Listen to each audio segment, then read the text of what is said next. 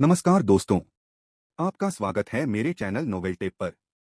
यहाँ आपको मिलेगा बेहतरीन फैंटेसी और एडवेंचर उपन्यासों का आनंद। मैं आपको आकर्षक कहानियाँ और रोमांचक किरदार प्रस्तुत करूंगा। मेरे वीडियो विशेष रूप से मनोरंजन और शिक्षा के लिए बनाए गए हैं। यह किसी भी व्यक्ति या संस्था को नुकसान पहुंचाने का उद्देश्य नहीं है। यदि आपको इस सामग्री को लेकर कोई समस्या हो तो कृपया संपर्क करें। मैं यहाँ नियमित रूप से नए उपन्यास और कहानियाँ अपलोड करता रहता हूँ। अगर आपको मेरी कहानियां पसंद आएं तो कृपया लाइक, शेयर और सब्सक्राइब जरूर करें। अपनी प्रतिक्रियाएं और सुझाव नीचे कमेंट में जरूर बताएं। वयस्क कहानियों के लिए मेरी टेलीग्राम ग्रुप से जुड़े, लिंक विवरण में है। धन्यवाद और जुड़े रहिए मेरे साथ नई कहानियों के लिए।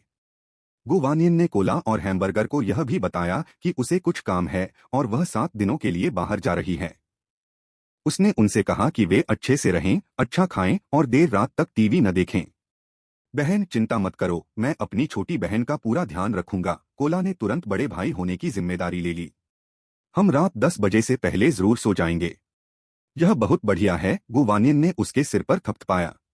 उस रात सोने से पहले सिस्टम ने गुवानियन को बताया कि जब वह कल सुबह उठेगी तो वह पहले से ही डरावनी दुनिया में होगी। गुवानियन ने चुपचाप अपनी आंखें बंद कर लीं। हालांकि वह जानती थी कि इसमें कोई खतरा नहीं होगा, फिर भी उसे उम्मीद थी कि यह बहुत डरावना नहीं होगा। सुबह जब गुवानियन की आंखें खुलीं तो उसने खुद को एक अपरिचित जगह पर पड़ा पाया। वह एक छोटे से बिस्तर पर थी और अपने आसपास के वातावरण को देखकर ऐसा लग रहा था कि वह एक छोटा लकड़ी का केबिन है। बिस्तर के अलावा वहां मेज और कुर्सियों का एक सेट और एक तेल का दीपक भी था। गुड मॉर्निंग होस्ट, सिस्टम की आवाज सुनाई दी। हम अब डरावनी दुनिया में हैं। क्या मैं इन 7 दिनों तक यहीं रहूंगी? गुवानियन ने पूछा। हाँ मेजबान, आखिरकार यह हमारा मुख्य मंच नहीं है, इसलिए यहाँ की परिस्थितियाँ होटल जितनी अच्छी नहीं हैं। गुवानियन को इससे कोई आपत्ति नहीं थी। आखिरकार यह केवल 7 दिनों के लिए था। यद्यपि वह छोटा लकड़ी का केबिन साधारण था, फिर भी वह साफ सुथरा था और उसमें रहना असुविधाजनक नहीं था। गुवानियन ने हाथ बढ़ाया और पूछा, तो अब मुझे क्या करना चाहिए? मेजबान, पहले इस केबिन से बाहर निकलो। ठीक है। हालांकि लकड़ी का केबिन छोटा था, उसमें एक बाथरूम था। गुवानियन ने खुद को तरोताजा किया और फिर खिड़की से बाहर देखा। बाहर आसमान धूसर और धुंधला था तथा दूर तक घना कोहरा छाया हुआ था। जैसा कि एक डरावनी दुनिया से उम्मीद की जाती है, माहौल काफी अच्छा था। गुवानियन ने लकड़ी के केबिन का दरवाजा खोला और उसकी नजर एक सुपरमार्केट पर पड़ी। सुपरमार्केट कुछ कुछ होटल के सुपरमार्केट जैसा ही था, काफी बड़ा और अनेक उत्पादों से युक्त। ऐसा प्रतीत होता था कि डरावनी दुनिया में अंक अर्जित करने का उसका तरीका एक सुपरमार्केट चलाना होगा, जिसमें सुपरमार्केट बंद होने के बाद वह लकड़ी के छोटे से केबिन में आराम करेगी। सुपरमार्केट में प्रवेश और निकास के लिए 2 दरवाजे थे।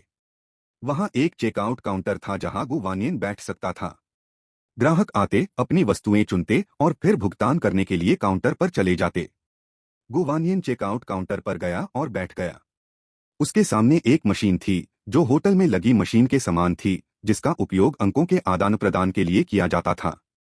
मशीन के बगल में एक कार्ड रीडर था। शायद बोरियत से बचने के लिए खाली समय में पढ़ने के लिए काउंटर पर कई किताबें रखी गई थीं।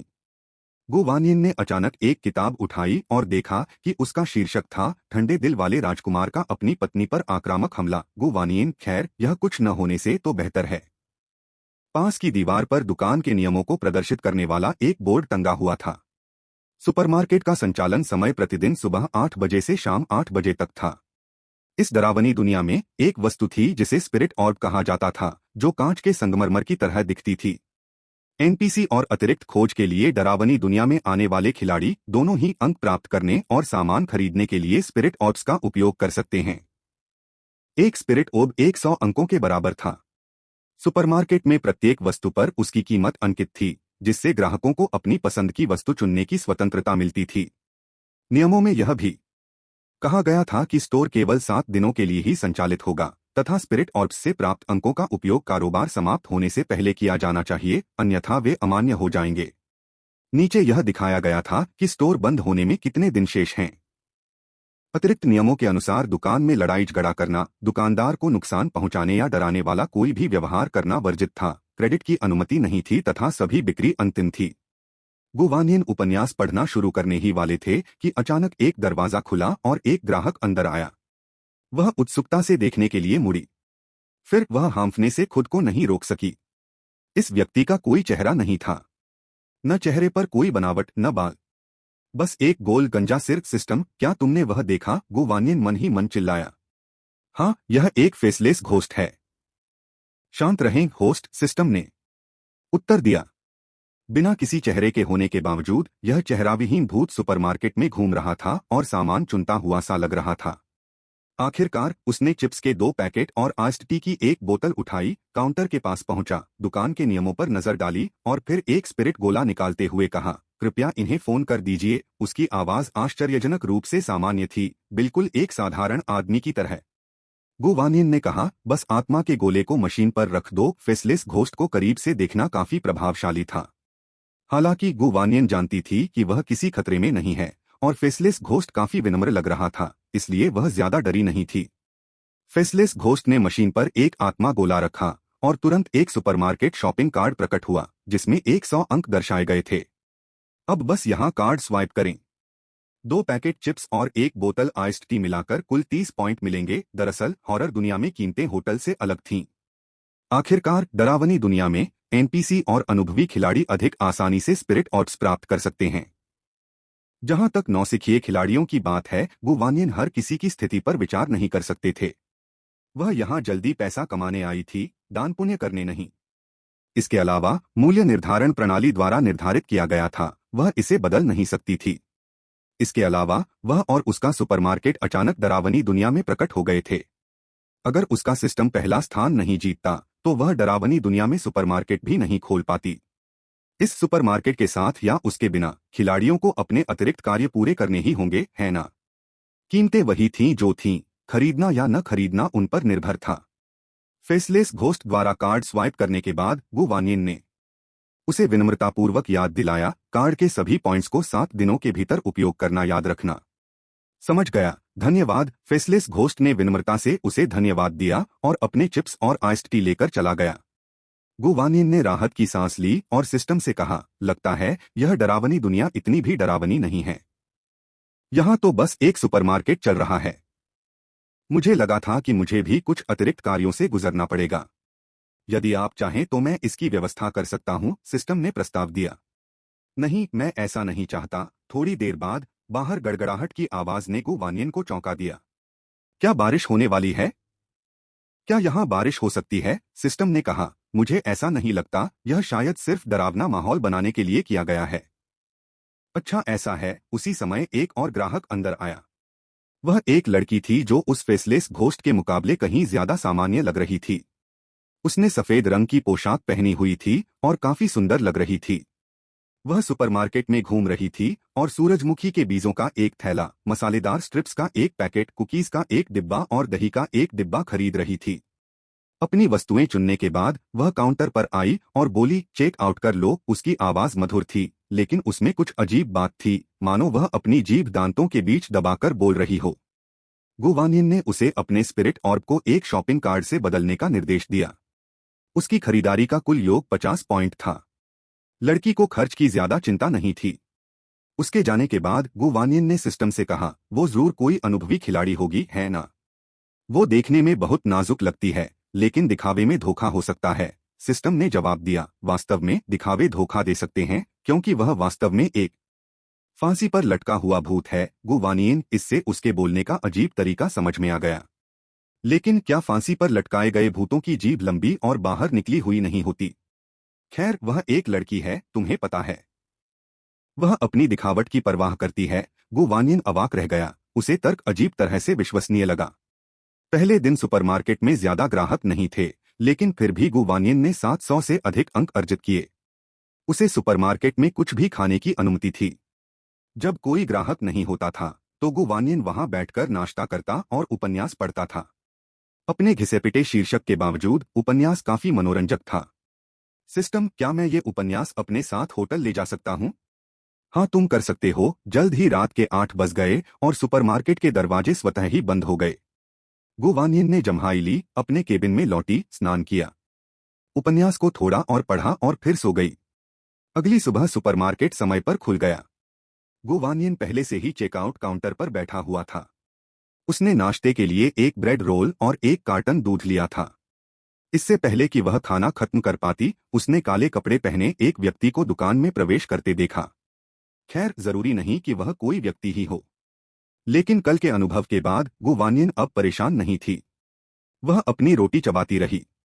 हालांकि काले कपड़े पहने ग्राहक ने कहा, यहाँ सुपरमार्केट कब खुला?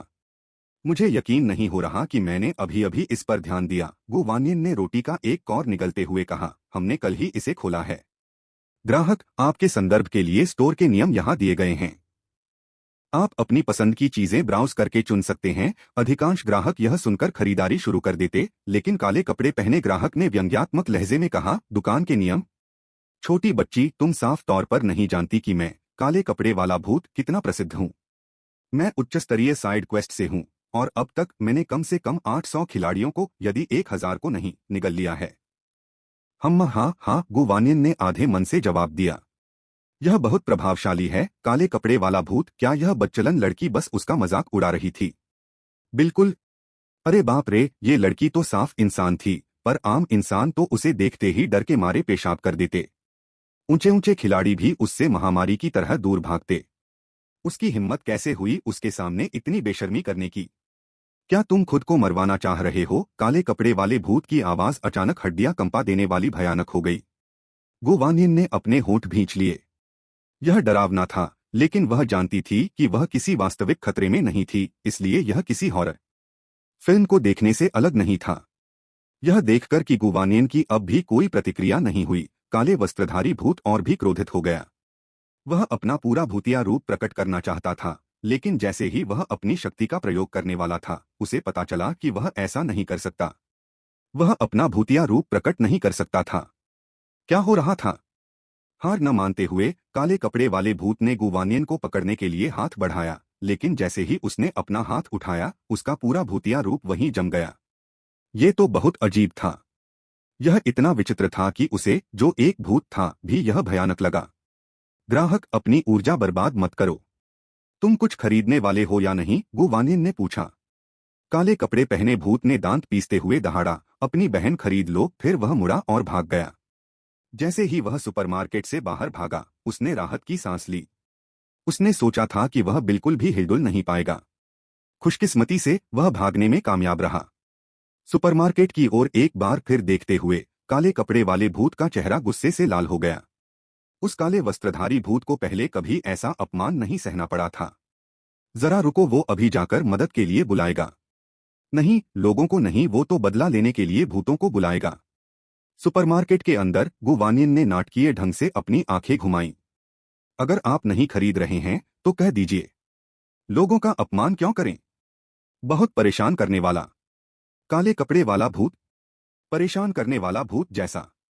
थोड़ी देर बाद दो युवतियां अंदर आईं। ये दोनों स्पष्टतः मानव थे। वे बिल्कुल सामान्य दिख रहे थे, और जब वे अंदर गए तो वे सावधानी से इधर-उधर देखने लगे। वे गुवानियन को काफी देर तक घूरते रहे, फिर पास आकर पूछा, माफ कीजिए, क्या यह कोई सामान्य सुपरमार्केट है? लगभग। बस दुकान के नियम देख लो, आपको पता चल जाएगा। गुवानियन ने दीवार पर लगे नियमों की ओर इशारा करते हुए कहा। नियमों को ध्यानपूर्वक पढ़ने के बाद दोनों लड़कियां विभिन्न वस्तुओं की कीमतें जांचने के लिए अलमारियों की ओर दौड़ी। गुवानियन ने उन्हें एक दूसरे से बड़बड़ाते हुए सुना। यह थोड़ा महंगा है। एक स्पिरिट ओब 100 पॉइंट का है और एक ब्रेड की कीमत 10 पॉइंट है। मेरे पास तो सिर्फ एक स्पिरिट ओब है, लेकिन इस ब्रेड को तो देखो, यह बहुत स्वादिष्ट लग रही है। कम से कम यह सामान्य ब्रेड तो है, ट्रांजिट स्टेशन पर मिलने वाली ब्रेड से कहीं बेहतर। यह सच है। क्या हमें पहले 100 पॉइंट्स के बदले कुछ खाना खरीदकर खाना चाहिए? मैं अब ट्रांजिट स्टेशन से खाना नहीं खाना चाहता। ठीक है। इसके साथ ही उन्होंने एक स्पिरिट ओब को 100 पॉइंट वाले शॉपिंग कार्ड से बदल दिया। फिर 2 रोटियां, मिनरल वाटर की 2 बोतलें, 2 संपीड़ित बिस्कुट और भोजन के 2 डिब्बे खरीदे और सभी 100 पॉइंट खर्च कर दिए। कार्ड स्वाइप करने के बाद सुपरमार्केट से निकलने से पहले ही दोनों लड़कियों ने ब्रेड की पैकिंग को फाड़ दिया और उसमें से एक टुकड़ा खा लिया। स्वादिष्ट, उस ब्रेड से भी बेहतर जो मैंने डरावनी दुनिया में प्रवेश करने से पहले खाई थी। ट्रांजिट स्टेशन पर मौजूद सामान की तुलना में यह स्वर्ग और पृथ्वी से अलग है। क्या यह वह ट्रांजिट स्टेशन है जहां आप मिशनों के बीच आराम करते हैं? गुवानियन ने उत्सुकता से पूछा। हाँ, लड़कियों में से एक ने सिर हिलाया। वहां रहने की व्यवस्था है और खाना भी मिलता है। खाना महंगा नहीं है, एक स्पिरिट ऑर्ब में शायद 20 से ज्यादा रोटियां मिल जाएंगी, लेकिन बहुत ही घटिया है। बमुश्किल खाने लायक, दूसरी लड़की ने सहमति जताते हुए कहा। बिल्कुल। अगर हमें भूख से मरने का डर न होता तो कोई भी उस खाने को हाथ नहीं लगाता। बड़ी बहन, यहाँ का खाना ट्रांजिट स्टेशन की तुलना में थोड़ा महंगा है, लेकिन यह बहुत अच्छा है। हम बस टहलने के लिए निकले थे और अचानक इस सुपरमार्केट में आ गए। कितने भाग्यशाली हैं हम। अगर हो सके तो स्टॉक कर लेना चाहिए, गुवानियन मुस्कुराई।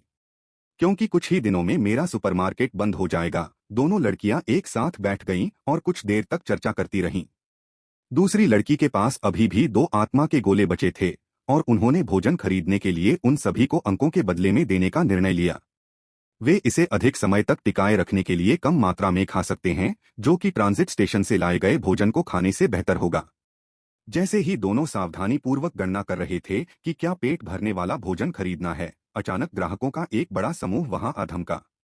आह! एक लड़की सहज ही चिल्ला उठी, जबकि दूसरी ने जल्दी से अपना मुंह ढक लिया। दोनों के चेहरों पर भय के भाव थे, क्योंकि जो बड़ा समूह अभी अभी अंदर आया था वे मानव नहीं थे, वे डरावनी दुनिया से आए भूत थे। हालांकि डरावनी दुनिया में नियम थे कि भूत मिशन के बाहर खिलाड़ियों को नुकसान नहीं पहुंचा सकते थे, लेकिन कुछ भूत उन्मत्त होकर नियमों की अनदेखी कर देते थे। हालांकि इन भूतों ने लड़कियों पर कोई ध्यान नहीं दिया। वे सीधे चेकआउट काउंटर की ओर चल पड़े। इतने सारे भूतों के एक साथ आने से माहौल बेहद डरावना हो गया। यहाँ तक कि गुवानियन भी कांपने से खुद को नहीं रोक पाई। इस समूह का नेतृत्व काले कपड़े वाला भूत कर रहा था, जो पहले शर्मिंदगी के कारण भाग गया था। अरे, फिर से मिलना चाहूंगा, गुवानियन ने उसका अभिवादन किया। क्या तुम ये सारे ग्राहक मेरे लिए लाए हो? बकवास बंद करो, काले कपड़ों वाला भूत दहाड़ा। मैं तुम्हें सबक सिखाने आया हूँ। यह सुनकर गुवानियन ने अपने पीछे खड़े दर्जन भर भूतों की ओर देखा। वे सभी अपने दांत दिखा रहे थे और गुर्रा रहे थे। ऐसा प्रतीत हो रहा था कि वे उसे डराने की कोशिश कर रहे थे। गुवानियन ने पलकें झपकाईं और मुस्कुराया। ठीक है, आप कोशिश कर सकते हैं। उसके शब्दों से सभी भूत क्रोधित हो गए, लेकिन जैसे ही वे हमला करने वाले थे, उन्होंने अचानक खुद को एक स्थान पर जमते पाया। कोई भी भूत हिल नहीं सकता था। वे बस वहीं खड़े होकर एक दूसरे को हैरानी से घूर रहे थे। यह फिर से हो रहा है। तुमने क्या किया? काले कपड़े वाले भूत ने गुस्से से पूछा। जो 2 लड़कियां बगल से देख रही थीं, वे इतनी हैरान हो गईं कि उनके मुंह खुले के खुले रह गए। इस सुपरमार्केट की मालकिन कमाल की थीं। उन्हें 1 दर्जन से ज्यादा भूतों से जरा भी डर नहीं लगा और ऐसा लग रहा था जैसे उन्होंने उन सबको निष्क्रिय कर दिया हो।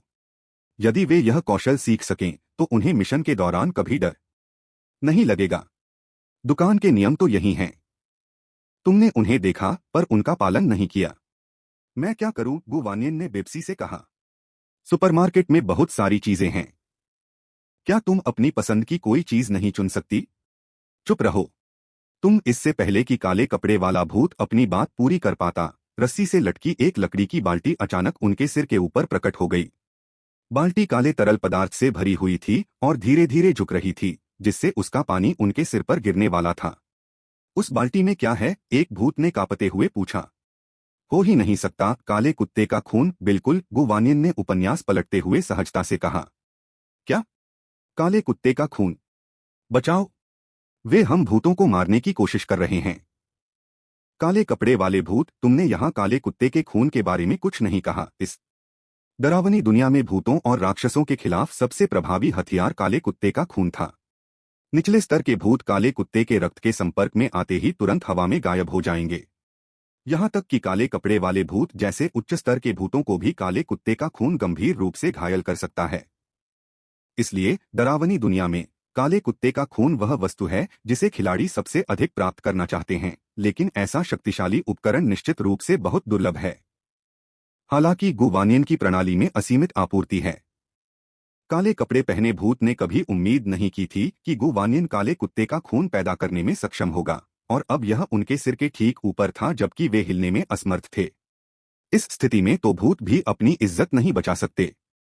बड़ी बहन, मैं गलत था, कृपया हमें छोड़ दो, काले कपड़े वाले भूत ने विनती की। हम फिर कभी ऐसा करने की हिम्मत नहीं करेंगे। सचमुच? गुवानियन ने मुस्कुराते हुए पूछा। सचमुच काले कपड़े वाले भूत ने जल्दी से वादा किया और अन्य भूतों ने सहमति में स्वर मिलाया। गुवानियन ने परेशान भाव से आह भरी, लेकिन इस सारे हंगामे के कारण दूसरे ग्राहक भी आने से डरेंगे। क्या मेरी आय का बहुत नुकसान नहीं होगा? हम खरीदेंगे, काले कपड़े वाले भूत ने तुरंत कहा। हम बहुत कुछ खरीदेंगे। हाँ, मेरे पास अभी भी कई आत्मा के गोले हैं। मैं उन सभी का उपयोग आपकी दुकान से चीजें खरीदने के लिए करूंगा। मैं भी खरीदूंगा। गुवानियन ने अपना लक्ष्य हासिल कर लिया और वह अच्छे मूड में थी। ठीक है, तो उसने अपनी उंगलियां चटकाईं और काले कुत्ते के खून से भरी बाल्टी तुरंत गायब हो गई। यदि ये खरीदारी करने आने वाले साधारण भूत होते तो वह निश्चित रूप से उन्हें खरीदने के लिए मजबूर करने के लिए काले कुत्ते के खून का उपयोग नहीं करती। लेकिन यह काले कपड़े वाली भूतनी ही थी जो परेशानी पैदा करने के लिए इतने सारे भूतों को लेकर आई थी, इसलिए वे उसे दोष नहीं दे सकते थे।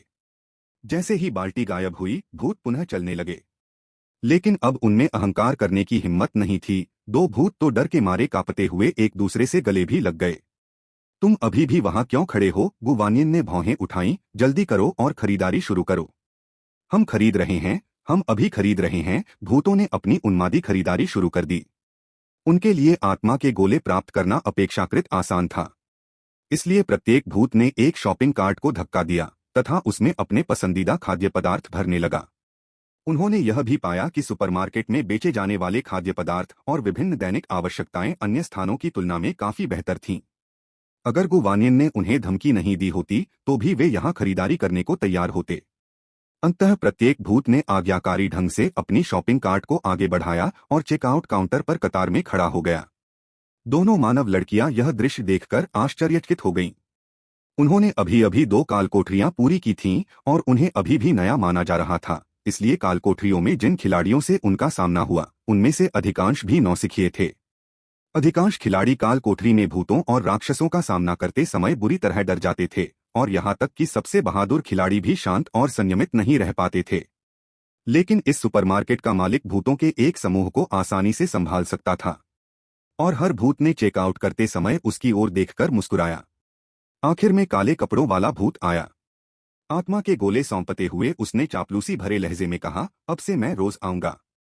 मैं तुम्हें अपना बड़ा भाई नहीं, बड़ी बहन मानूंगा। कैसा रहेगा? क्या आप मेरे सुपरमार्केट को बढ़ावा देने में मदद कर सकते हैं? गुवानियन ने पूछा।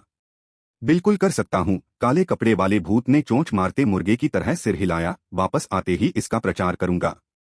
मैं जितने भी भूतों को जानता हूँ उनसे कहूंगा कि वे यहाँ आकर खरीदारी करें। ठीक है, धन्यवाद। कोई बात नहीं, बड़ी बहन। अब से मैं तुम्हारा छोटा भाई हूँ। प्रत्येक भूत खुशी खुशी सामान से भरे कई बड़े बैग लेकर चला गया। वे पूरी तरह से भूल गए थे कि वे यहाँ क्यों आए थे। जब भूत चले गए तो दोनों मानव लड़कियों ने राहत की सांस ली। अपनी वस्तुओं का चयन करने के बाद वे भुगतान करने के लिए काउंटर पर गए और गुवानियन को प्रशंसा भरी नजरों से देखते रहे। बॉस, आप अद्भुत हैं। आपको भूतों से बिल्कुल भी डर नहीं लगता। गुवानियन, मैं बस शांत स्वभाव का हूँ। वास्तव में इस प्रणाली के बिना वह निश्चित रूप से बुरी तरह डर जाती। क्या तुम सचमुच कुछ दिनों में जा रहे हो? दूसरी लड़की ने पूछा। क्या तुम यहीं नहीं रुक सकते? यद्यपि उनका उस दुकान मालिक से कोई संबंध नहीं था, फिर भी उन्हें लगा कि उसके जैसे किसी व्यक्ति के आसपास होने से उन्हें सुरक्षा का एहसास होता है। मैं नहीं जा सकती। गुवानियन ने अपना सिर हिलाया। मेरा घर कहीं और है। उसके भाई, बहन और दोस्त अभी भी होटल में उसका इंतजार कर रहे थे। इसके अलावा डरावनी दुनिया का वातावरण बहुत दमनकारी था। कुछ दिन तो वहां रहना ठीक था, लेकिन वह निश्चित रूप से लंबे समय तक वहां नहीं रह सकती थी। इस बारे में बोलते हुए वह आभारी थी कि उसके सिस्टम ने तुरंत काम किया और डरावनी दुनिया के सिस्टम को उसे बांधने नहीं दिया। ठीक है, दोनों लड़कियों ने कुछ निराशा के साथ कहा। क्या हम अगले कुछ दिनों तक हर दिन आ सकते हैं? हम कुछ दिनों तक किसी और तहखाने में प्रवेश नहीं करेंगे। बेशक, गुवानियन मुस्कुराया। मैं पैसे खर्च करने के लिए आने वाले ग्राहकों को कैसे मना कर सकता हूँ? दोनों लड़कियों ने भुगतान पूरा किया और खुशी खुशी चली गईं। गुवानियन ने मोटे तौर पर गणना की कि लगभग 1 दर्जन भूतों ने लगभग 10,000 अंक खर्च किए थे। सिस्टम बहुत खुश होगा। और उसे एक छोटा भाई भी मिल गया था। काले कपड़े वाले भूत ने कहा कि वह उसके व्यवसाय को बढ़ावा देने में मदद करेगा और अगर वह ऐसा नहीं भी करता तो अन्य भूत निश्चित रूप से दूसरों को इसके बारे में बता देंगे। बाकी दिनों में वह सिर्फ अंक एकत्रित करने के लिए इंतजार कर सकती थी। गुवानियन ने डरावनी दुनिया में कुछ और दिन बिताए। कल के बाद वह होटल वापस आ सकेगी। पिछले कुछ दिनों से सुपरमार्केट में व्यापार बहुत अच्छा चल रहा था तथा भूत और खिलाड़ी दोनों ही वहां खरीदारी का आनंद ले रहे थे। काले कपड़े वाला भूत हर दिन आता था और जाने के बजाय उसके साथ बातें करने के लिए रुकता था। किसी के साथ या यूं कहें कि किसी भूत के साथ बातचीत करना बहुत अच्छा था, अन्यथा वह सारा दिन उपन्यास पढ़कर ऊब जाती थी। बड़ी बहन, तुम सचमुच परसों जा रही हो? काले कपड़े वाले भूत ने खुद गर्म होने वाला बर्तन पकड़े हुए आंसू भरे स्वर में पूछा। मैं क्या करूं? अगर मुझे तुम्हारी याद आए तो क्या होगा? तुम मुझे अपने साथ क्यों नहीं ले जाती?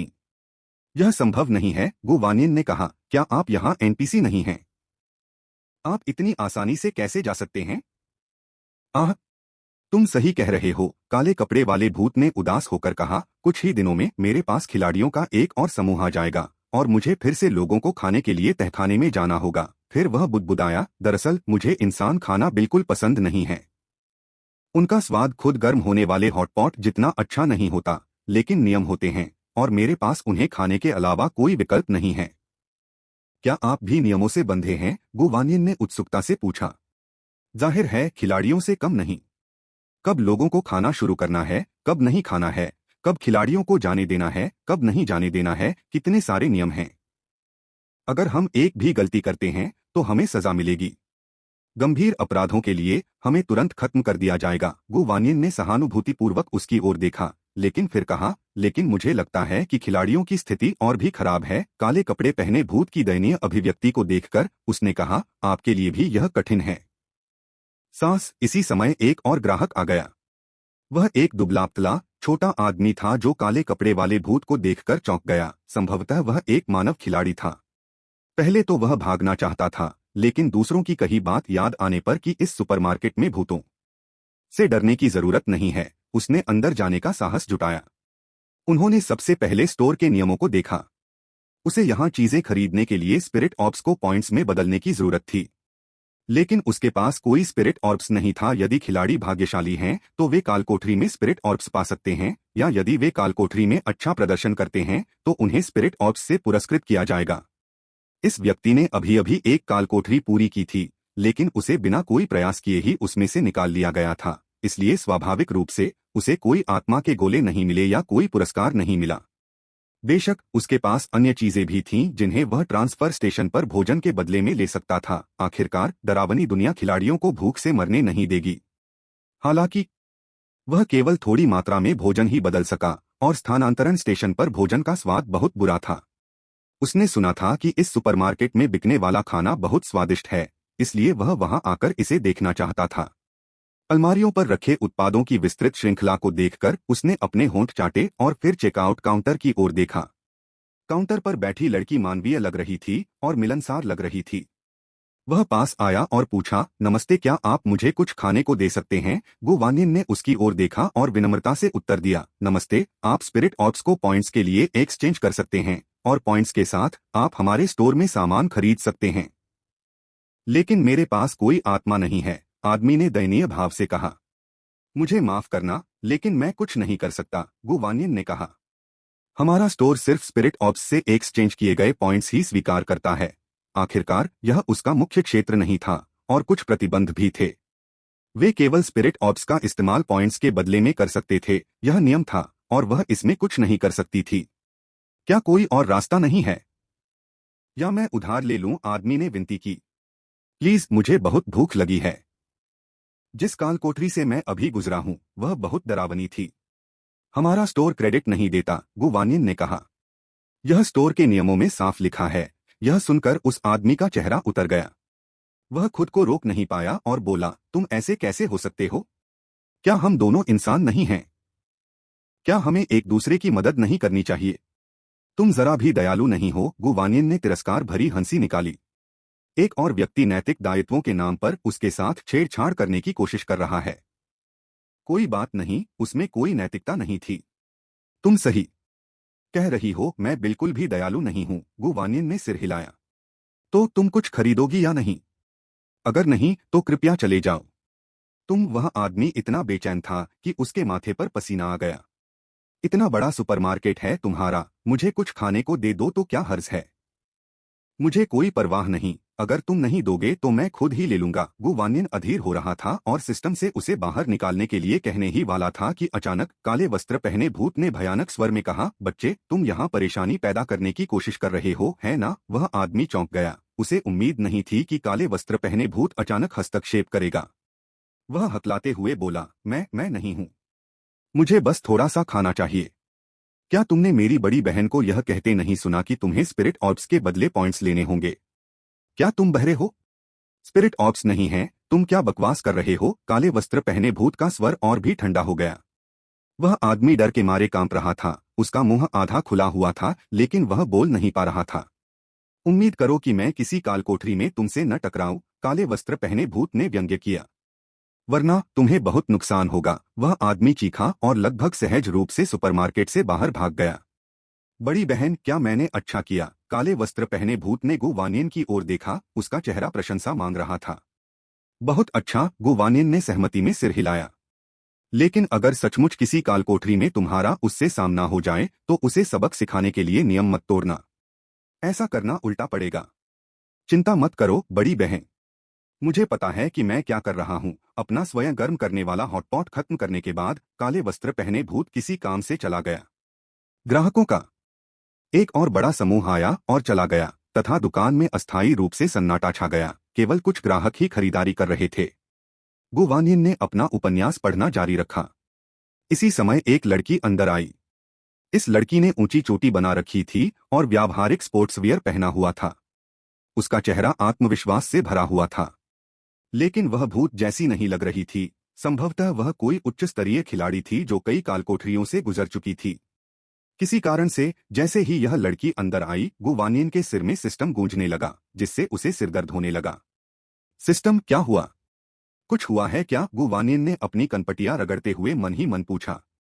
सिस्टम ने कोई प्रतिक्रिया नहीं दी, बस भिनभिनाता रहा। गु वानियन हैरान थी। जब तक लड़की ने अपनी चीजें चुनकर भुगतान करके वहां से नहीं निकल लिया, तब तक सिस्टम शांत नहीं हुआ। मेजबान, अभी आपको परेशान करने के लिए मुझे खेद है। यह तो ठीक है, लेकिन तुम क्या कर रहे थे? मैं इस डरावनी दुनिया के सिस्टम से बहस कर रहा था, सिस्टम ने गुस्से से कहा।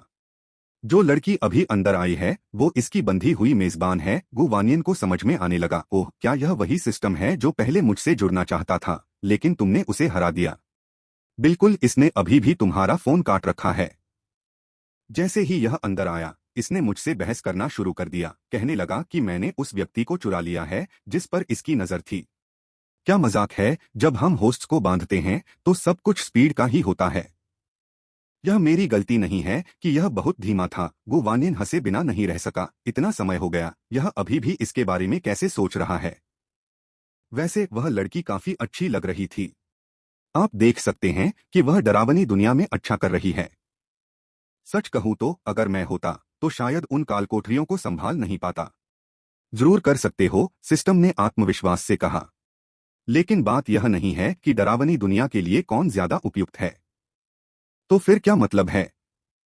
जो आपके पास नहीं है वह हमेशा सर्वोत्तम लगता है। गु वानियन, यह वास्तव में समझ में आता है। अंततः 7 दिन बीत गए और गु वानियन सुबह होटल लौट सका। रात हो चुकी थी और स्नान के बाद उसने तेल का दीपक बुझा दिया और सोने के लिए बिस्तर पर लेट गई। इस समय उसने अचानक सिस्टम को फिर से बजते सुना। सिस्टम, क्या तुम फिर से बहस कर रहे हो? क्या वो सिस्टम वापस आ गया है? गु वानियन ने पूछा। यह वापस आ गया है। यह और इसका होस्ट सुपरमार्केट के ठीक बाहर हैं। देर रात तक भी वे लोगों को, सिस्टम को आराम नहीं करने देते। यह क्या चाहता है? गु वानियन ने बहुत उलझन में अपना सिर रगड़ा।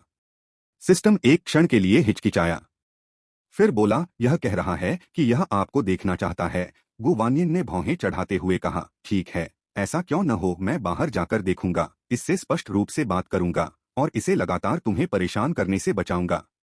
लेकिन सिस्टम थोड़ा दयनीय लग रहा था, मानो उसे डर हो कि वह किसी और के साथ, या यूं कहें कि किसी और सिस्टम के साथ भाग जाएगी। चिंता मत करो, गु वानियन जानती थी कि सिस्टम किस बात को लेकर चिंतित है। उसे थोड़ी देर आश्वस्त करने के बाद वह उठी और लकड़ी के केबिन से बाहर निकलकर सुपरमार्केट के प्रवेश द्वार पर गई।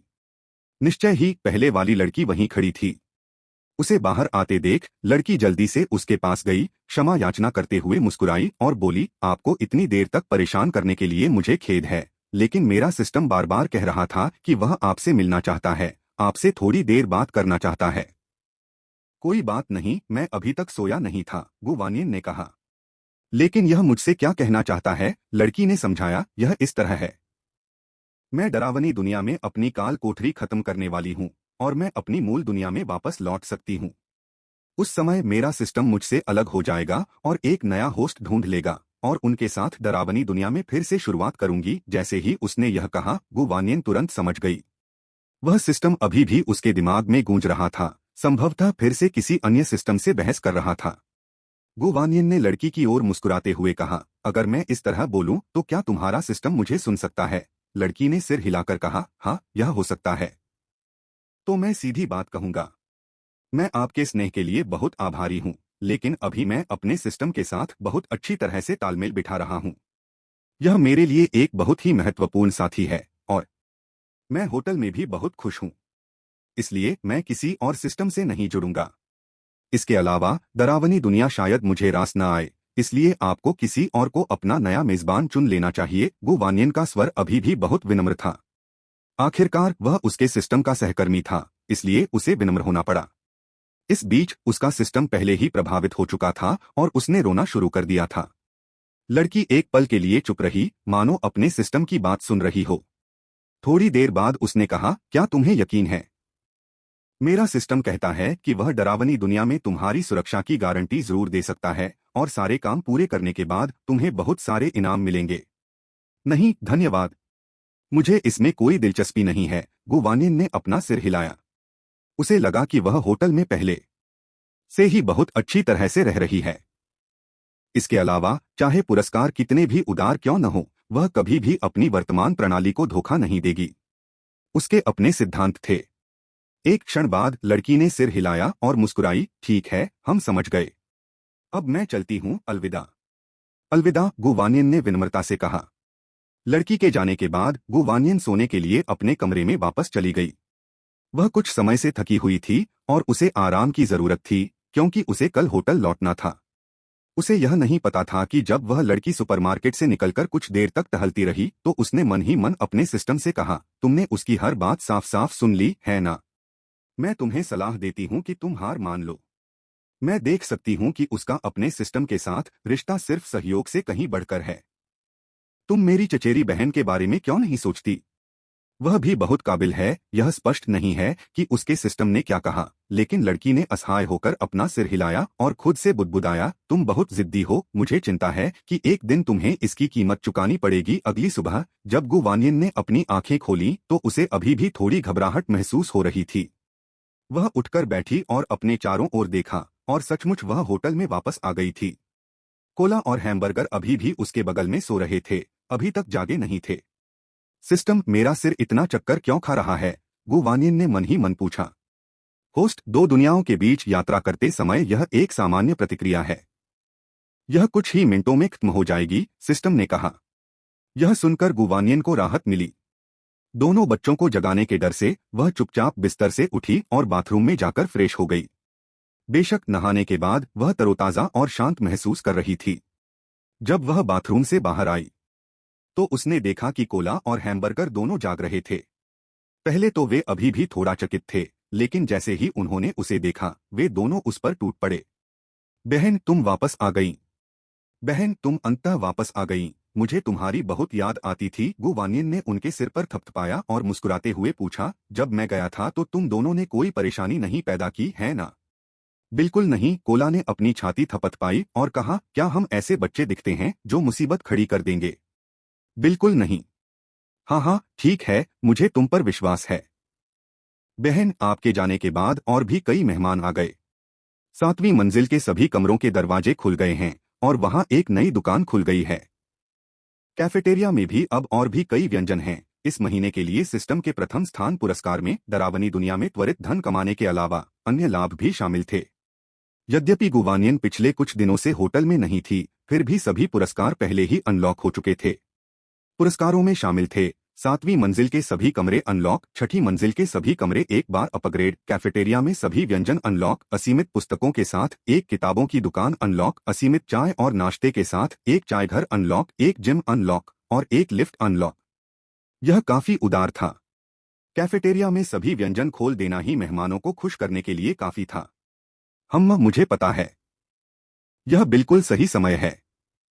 अब जब हमारे पास किताबों की दुकान है तो मैं तुम दोनों को पढ़ना सिखाने के लिए कुछ किताबें ले आऊंगा। कोला और हैमबर्गर को सर्वनाश आने से पहले अनाथालय में पढ़ना सीखने का मौका नहीं मिला था।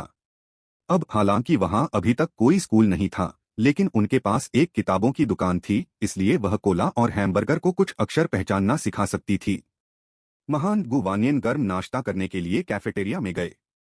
इस डरावनी दुनिया में वह केवल स्नैक्स या इंस्टेंट फूड ही खा सकती थी, जिससे वह काफी निराश हो गई थी। नाश्ते के बाद यह देखकर कि बाहर मौसम अच्छा है, उसने टहलने जाने का निर्णय लिया। डरावनी दुनिया में आकाश हमेशा उदास और धुंधला रहता था, जो काफी निराशाजनक था। जब गुवानियन होटल से बाहर निकल रही थी तो जूशी और कई मेहमानों ने देखा कि वह वापस आ गई है और उसका अभिवादन किया। जिन दिनों वह घर से बाहर थी वे लोग थोड़े चिंतित थे। अब जब वह वापस आ गई थी तो उन्हें ऐसा महसूस हुआ जैसे उन्हें अपना सहारा पुनः मिल गया हो।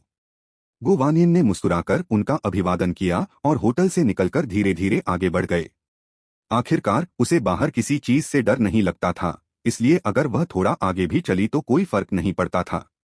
आज धूप काफी अच्छी थी और बहुत अधिक गर्मी भी नहीं थी। सर्वनाशकारी दुनिया में यह एक दुर्लभ अच्छा मौसम वाला दिन था।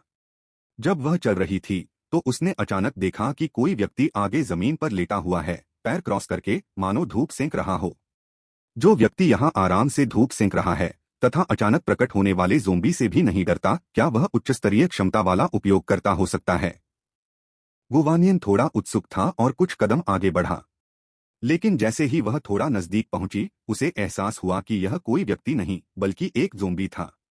ज़ोंबी बस चुपचाप लेटा हुआ था, आंखें बंद थीं, पैर आगे पीछे हिल रहे थे। उसका विचित्र चेहरा वास्तव में आनंद के भाव दर्शा रहा था। गुवानियन समझ गया, यह ज़ोंबी सुस्त था। कौन जानता था कि ज़ोंबी भी सुस्त हो सकते हैं। बेशक वह धूप सेंकने में बाधा नहीं डालना चाहती थी, इसलिए वह आगे बढ़ती रही। कुछ देर चलने के बाद उसे आगे कुछ और आकृतियां दिखाई दीं। इस बार वे ज़ोंबी नहीं थे बल्कि लोग थे, क्योंकि उसने कुछ परिचित चेहरों को पहचान लिया था। फू सिहेंग, बाई शुवेन और जो जमीन पर पड़ा था वह था नी लोंग। इसके अलावा ऐसा लग रहा था जैसे फू सिहेंग ने किसी को अपनी बाहों में पकड़ रखा हो। क्या हुआ था? गुवानियन आगे बढ़ा। वह होटल के बाहर दूसरों के मामलों में हस्तक्षेप नहीं कर सकती थी, लेकिन वहां जाकर देखने और कुछ शब्द कहने में उसे कोई समस्या नहीं थी। जैसे जैसे वह करीब पहुंची उसे एहसास हुआ कि फू सिहेंग की बाहों में जो व्यक्ति था वह वास्तव में झाओ युलुए था। लेकिन इस समय वह खून से लथपथ थी और मुश्किल से सांस ले रही थी। फू सिहेंग को भी कुछ चोटें आईं। वह झाओ युलुए को पकड़े हुए था, उसका चेहरा दुहक से भरा हुआ था। बाई शुवेन की अभिव्यक्ति भी अच्छी नहीं थी। नी लोंग जमीन पर पड़ा था, उसके चारों ओर खून जमा था, उसका चेहरा पीला पड़ गया था और आंखें कसकर बंद थीं। गुवानियन को लगा कि वह मर चुका होगा। बाई शुवेन उसे देखने वाले पहले व्यक्ति थे और उन्होंने आश्चर्य से कहा, तुम वापस आ गई? हाँ, गुवानियन ने सिर हिलाया। क्या हुआ? तुम सबका अंत कैसे हुआ? इस तरह बाई शुवेन के चेहरे पर उदासी छा गई। नी लोंग की लाश को देखने के बाद वह गुस्से से बोली, यह सब उसकी वजह से है। जैसा कि पता चला, उस दिन सुबह सुबह बाई शुवेन होटल की लॉबी में डोंगयू और अन्य लोगों के साथ बेकार की बातें कर रही थी। थोड़ी देर बाद उसने फू सिहेंग को होटल से निकलते देखा। पहले तो उसने ज्यादा ध्यान नहीं दिया, यह मानकर कि फू सिहेंग लाशों को मारने और क्रिस्टल कोर इकट्ठा करने के लिए बाहर गया है। हालांकि कुछ ही देर बाद उसने देखा कि नी लोंग भी बाहर जा रहा है। इस समय तक उसे पहले से ही बुरा लग रहा था। कुछ ही देर बाद झाओ युलुए भी चिंतित भाव से होटल से बाहर भागी। अब बाई शुवेन वास्तव में अशांत थी, इसलिए वह उनके पीछे बाहर चली गई। वह झाओ युलुए के पीछे पीछे चल रही थी और थोड़ी देर चलने के बाद उसने देखा कि फू सिहेंग उसके ठीक आगे था और नी लोंग भी उसके साथ था। उसे यह देखकर आश्चर्य हुआ कि दोनों आदमी लड़ रहे थे। ये होटल के अंदर की बात नहीं थी जहां झगड़े किसी की नजर में न आए। यहाँ तो अगर कोई मर भी जाता तो उसे पीड़ित की ही गलती माना जाता। फू सिहेंग नी लोंग से लड़ने के लिए अनिच्छुक लग रहा था, लेकिन नी लोंग अथक था, हर चाल में उसे मारने का लक्ष्य रखता था। फू सिहेंग के पास गंभीर होने के अलावा कोई विकल्प नहीं था, लेकिन उसकी अलौकिक क्षमता नी लोंग के सामने कुछ भी नहीं थी और वह धीरे धीरे अपनी स्थिति खोता चला गया।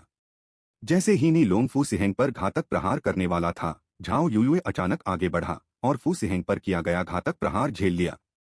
फू सिहेंग पहले तो स्तब्ध रह गया, फिर जैसे अचानक उस पर कोई भूत सवार हो गया हो, उसने नी लोंग पर हमला कर दिया और एक और भयंकर युद्ध में शामिल हो गया। बाई शुवेन बेशक चुपचाप खड़ी नहीं रही। उसकी मदद से फू सिहेंग आखिरकार नी लोंग को मारने में कामयाब हो गया। लेकिन झाओ युए वह तेजी से लुप्त हो रही थी। यह पता चला कि झाओ युए को पता था कि नी लोंग अभी भी फू सिहेंग के साथ अपने पिछले विवाह को लेकर नाराजगी रखती है और लगातार फू सिहेंग के जीवन को समाप्त करने की कोशिश करती है। उस सुबह उसने देखा कि नी लोंग चुपके से फू सिहेंग का होटल से बाहर तक पीछा कर रहा था, इसलिए वह भी उनके पीछे चली गई। वह जानती थी कि फू सिहेंग नी लोंग को नहीं हरा सकता और उसे डर था कि फू सिहेंग मर जाएगा। जब उसने देखा कि नी लोंग फू सिहेंग को मारने वाला है तो उसने बिना सोचे समझे कार्रवाई की और आगे बढ़ गई। अब फू सिहेंग झाओ युए को गोद में लिए हुए था, उसका चेहरा दुहक से भरा हुआ था। क्यों तुमने ऐसा क्यों किया? उसने भारी आवाज में पूछा। क्या झाओ युए ने अतीत में नी लोंग के लिए उसे धोखा नहीं दिया था? तो फिर अब उसने उसके लिए घातक प्रहार क्यों झेला?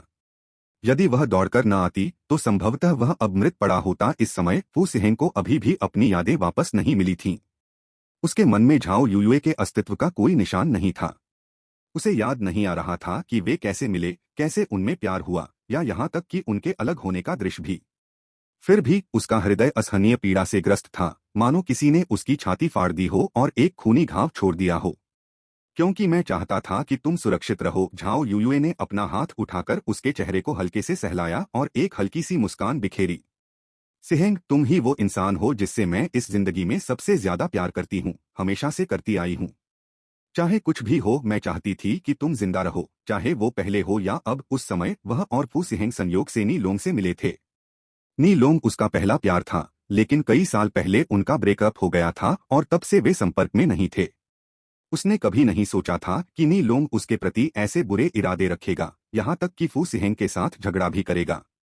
बेशक फू सिहेंग उसका कोई मुकाबला नहीं था। अंत में नी लोंग फू सिहेंग को मारने वाला था। फू सिहेंग की जान बचाने के लिए उसने बहुत मिन्नतें की और नी लोंग के साथ जाने और फू सिहेंग के पास कभी न लौटने की बात मान ली। तब जाकर नी लोंग ने हार मानी। लेकिन उस समय फू सिहेंग पूरी तरह से होश में नहीं था, इसलिए उसे नहीं पता था कि झाओ युए उसे बचाने के लिए नी लोंग के साथ चली गई थी।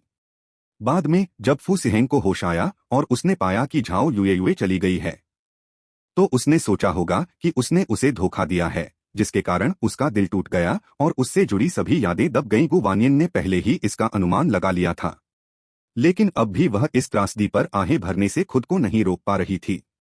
त्रासदियों की यह श्रृंखला पूरी तरह से नी लोंग की करतूत थी। हालांकि नी लोंग अब मर चुका था, झाओ युए मौत के कगार पर था और फू सिहेंग की यादें कभी वापस नहीं आएंगी। अब और मत बोलो, तुम मर नहीं सकते। मैं कोई रास्ता निकालूंगा, मैं तुम्हें बचाने का कोई रास्ता निकालूंगा। फू सिहेंग घबरा गया।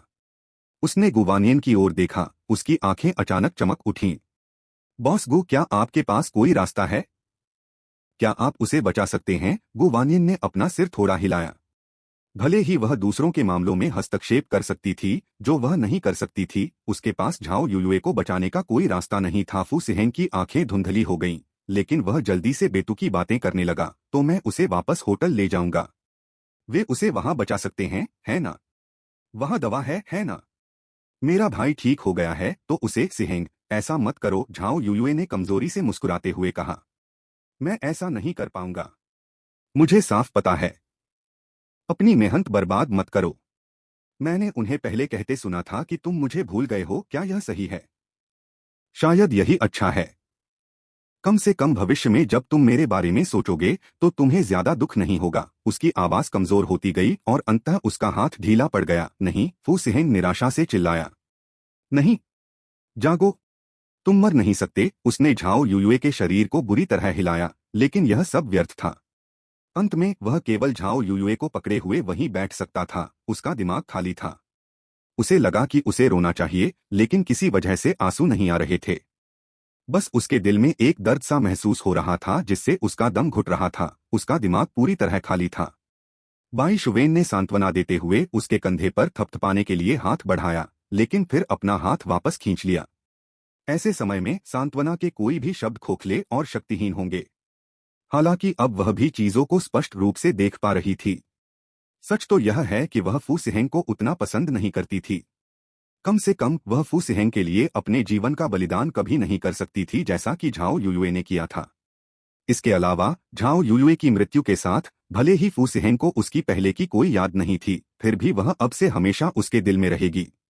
थोड़ी देर बाद फू सिहेंग अंततः खड़ा हुआ।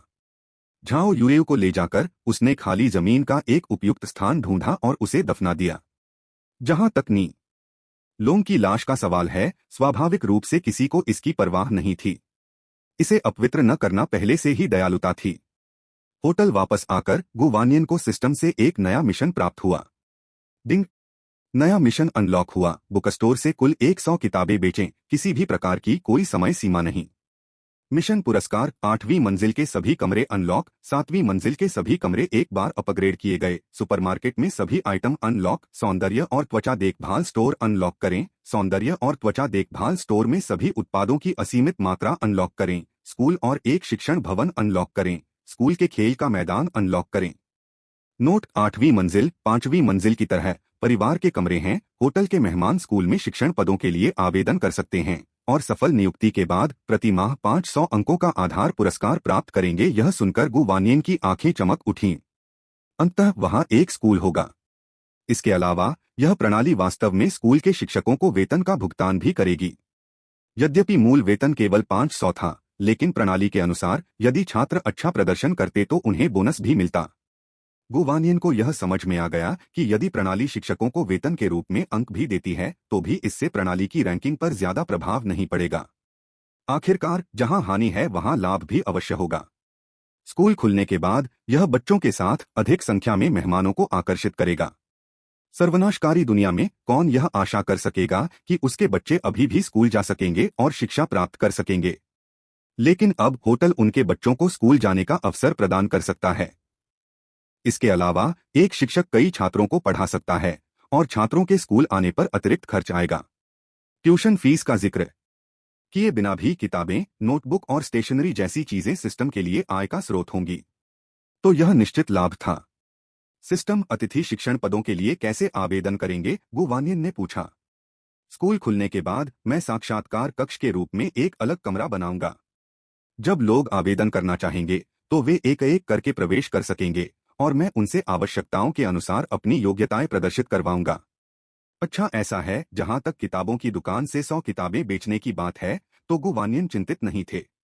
किताबों की दुकान में पाठ्य पुस्तकें बेची जाती थीं और जब उन्होंने बच्चों के साथ आए मेहमानों से कहा कि स्कूल खुलने वाला है तो वे निश्चित रूप से किताबें खरीदने के लिए किताबों की दुकान पर जाएंगे। गु वानियन को याद आया कि होटल में पहले से ही 1 दर्जन से अधिक बच्चे मौजूद थे, साथ ही कोला और हैमबर्गर भी। बेशक उसके परिवार के सदस्य स्कूल और संबंधित चीजें कोला और हैमबर्गर के लिए मुफ्त होंगी। हालांकि इस विषय पर बोलते हुए कोला और हैमबर्गर को उचित नाम देना अब एक जरूरी मामला था। गु वानियन तुरंत उठकर अपने कमरे से बाहर चली गई। वह नाम बताने में बहुत खराब थी, इसलिए वह डोंग यू, जुआंग शियाओक्सिया और अपने करीबी अन्य लोगों के साथ विचार विमर्श करना चाहती थी। जहां तक उपनाम का सवाल है वह आसान था, वे उसका उपनाम गु लेंगे। वह अभी लॉबी में पहुंची ही थी कि उसकी मुलाकात फू सिहेंग से हो गई। ऐसा लग रहा था जैसे उसने खुद को संभाल लिया है। उसके चेहरे पर कोई विशेष भाव नहीं था, हालांकि जब उसने उसे देखा तो वह मुस्कुराया। बिल्कुल सही समय है मैनेजर गु, मैं आपको अलविदा कहने ही वाला था। तुम जा रहे हो? गु वानियन ने पूछा। हाँ, फू सिहेंग ने सिर हिलाया। मुझे लगता है कि मैं कहीं और जाऊंगा। होटल में रहने से उनकी भावनाएं बहुत जटिल हो गईं। वह सोचता रहा कि कैसे झाओ युयुए ने उसके लिए अपनी जान दे दी और वह बाई शुवेन के प्रति भी दोषी महसूस करता रहा। लेकिन वह अपनी यादें फिर से मिटाना नहीं चाहता था। अपनी याददाश्त का वह सा खो देने के बाद उसे बहुत पछतावा और ग्लानि हुई। अंततः उसे समझ में आ गया कि यादें ऐसी चीज नहीं हैं जिन्हें आसानी से त्यागा जा सके। इसमें कोई आश्चर्य नहीं कि इससे पहले सिर्फ एक स्मृति के आदान प्रदान के कारण उन्हें इतने अंक गंवाने पड़े थे। यहां तक कि सिस्टम ने भी यादों के महत्व को समझा। लेकिन उसे इसका एहसास आज ही हुआ। गुवानियन स्वाभाविक रूप से किसी और की पसंद में हस्तक्षेप नहीं करेगा, लेकिन उसने उसे याद दिलाया, आपके रूम कार्ड के अंक अभी तक इस्तेमाल नहीं हुए हैं और वे वापस नहीं किए जाएंगे, नहीं उन्हें किसी और के नाम पर स्थानांतरित किया जा सकता है। क्या आप वाकई जाना चाहते हैं? हाँ, फू सिहेंग ने सिर हिलाया, शायद मैं किसी दिन वापस आऊंगा। ठीक है, मैं आपकी सुरक्षा की कामना करता हूँ, गुवानियन मुस्कुराया। फू सिहेंग ने मुस्कुराते हुए कहा, धन्यवाद। और कृपया मिस बाई को अलविदा कहने में मेरी मदद करें। वह जानता था कि वह कायरतापूर्ण व्यवहार कर रहा है, यहाँ तक कि बाई शुवेन को व्यक्तिगत रूप से अलविदा कहने का भी साहस नहीं कर रहा। लेकिन इसे इसी तरह रहने दो। यह कहने के बाद फू सिहेंग मुड़ा और चला गया। गुवानियन ने अपने पीछे हटते हुए व्यक्ति को देखा, वह कुछ भावुक हो गया। फू सिहेंग इस होटल के दूसरे अतिथि थे। उसे उम्मीद नहीं थी कि वह चला जाएगा। हालांकि बाहर होटल जितना सुरक्षित कोई स्थान नहीं था। फू सिहेंग ने इस पर ध्यानपूर्वक विचार किया होगा। गुवानियन डोंग यू को खोजने के लिए कमरा 201 में गई, लेकिन जब उसने दस्तक दी तो किसी ने जवाब नहीं दिया और जुआंग शियाओक्सिया भी कमरे में नहीं थी। वह लॉबी में लौट आई, जहां जूशी ने उसे बताया कि डोंग यू और जुआंग शियाओक्सिया जिम गए थे और बाई शुवेन भी वहीं थी। इसलिए वह जिम भी जाती थी। जिम बहुत बड़ा था, जिसमें कई ट्रेडमिल और अन्य फिटनेस उपकरण थे। गुवानियन ने बाई शुवेन को ट्रेडमिल पर दौड़ते हुए देखा, जबकि डोंग यू और जुआंग शियाओक्सिया पास में बैठे बातें कर रहे थे। गुवानियन समझ सकता था। एक बार उसकी एक सहपाठी ने जिम की सदस्यता खरीद ली थी, लेकिन हर बार जब वह जिम जाती थी तो आलस के कारण कुछ कदम दौड़ने के बाद ही बैठ जाती थी। उसे आते देख डोंग यू और जुआंग शियाओक्सिया ने उसका अभिवादन करने के लिए हाथ हिलाया। संयोग से बाई शुवेन अभी अभी दौड़कर आई थी। वह ट्रेडमिल पर कुछ देर चली, फिर थोड़ी सांस फूलने पर नीचे उतर गई। मैनेजर गु, क्या आप भी यहाँ व्यायाम करने आए हैं? उसने पूछा। नहीं, मुझे आप सभी से कुछ बात करनी है, गुवानियन ने कहा, लेकिन अपनी बात कहने से पहले मुझे मिस बाई से कुछ कहना है। फू सिहेंग चले गए हैं और उन्होंने मुझे अपनी ओर से आपको अलविदा कहने के लिए कहा है। वह चला गया। बाई शुवेन स्तब्ध रह गई। वह कहाँ जा रहा है? मुझे नहीं पता। बाई शुवेन एक पल के लिए चुप रही, फिर मुस्कुराई और बोली, खैर, इससे कोई फर्क नहीं पड़ता कि वह चला गया है या नहीं। आखिरकार अब हमारे बीच कुछ भी नहीं है। जुआंग शियाओक्सिया ने देखा कि वह अभी भी थोड़ी परेशान लग रही थी, इसलिए उसने विषय बदल दिया। मैनेजर गु, आप हमसे क्या चर्चा करना चाहती थीं? बात कुछ इस तरह है, हम स्कूल खोलने वाले हैं और मैं कोला और हैमबर्गर को जरूर स्कूल भेजूंगी, लेकिन मुझे उन्हें सही नाम देने होंगे। हम उन्हें इन उपनामों से नहीं बुला सकते, गुवानियन ने कहा, लेकिन मैं नाम रखने में बहुत बुरी हूं, इसलिए मैं आप सभी से सलाह लेना चाहती थी। इसलिए उन्होंने इस बात पर जीवंत चर्चा शुरू कर दी कि कोला और हैमबर्गर को क्या नाम दिया जाए। अंत में वे किसी निष्कर्ष पर नहीं पहुंच सके, इसलिए वे शिक्षक वू से परामर्श करने गए, जो चीनी साहित्य पढ़ाते थे। फिर उन्होंने कोला और हैमबर्गर की राय भी पूछी। अंततः उन्होंने निर्णय लिया कि कोला का नाम गु जिक्सियन रखा जाएगा और हैमबर्गर का नाम गु जिक्सू रखा जाएगा, जो एक प्राचीन कविता से लिया गया है, कोई व्यक्ति कितनी दक्षिणी हवाओं को जान सकता है। प्रत्येक तार की अनुमति को ध्यान से सुनो। जैसा कि गुवानियन ने अनुमान लगाया था, स्कूल खुलने के बारे में सुनते ही बच्चों के साथ सभी माता पिता अपने बच्चों के लिए विभिन्न पाठ्य पुस्तकें खरीदने के लिए किताबों की दुकान पर पहुंच गए। इसके अतिरिक्त कुछ अतिथियों के पास और कोई काम न होने के कारण वे कुछ उपन्यास खरीदने के लिए किताबों की दुकान पर चले गए।